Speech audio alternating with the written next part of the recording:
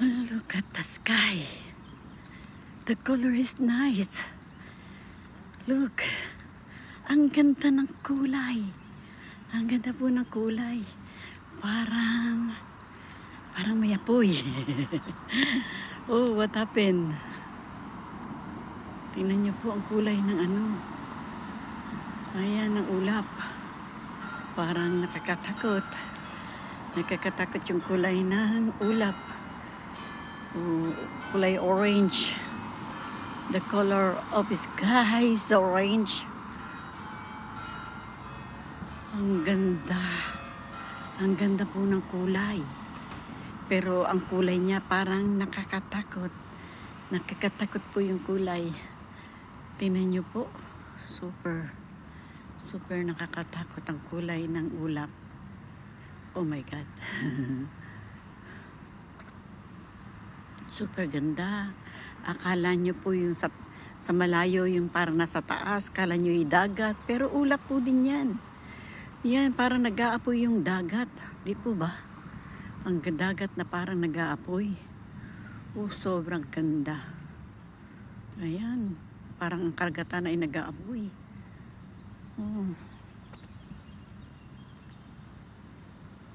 Super ganda po. Ang ganda ng kulay. Pero ang kulay na nakakatakot, hindi po basta kulay na kulay lamang. Ayan po. Ayan. Dito po tayo sa pier. Ayan. Atin pong pagmasdan ang umaga. Na hindi po natin akalain na makikita natin itong kulay na ganito. Ang dagat na parang nag-aapoy. Ang ulap na nagbabantang uulan. Tingnan nyo po. Super talaga po. Yan, parang uulan na hindi mo maintindihan. Malamig. Ang kulay ng dagat ay parang nag-aapoy. Ayan. Ayan po. Ang dagat. So, ngayon lang po ako nakakita ng ganitong ano.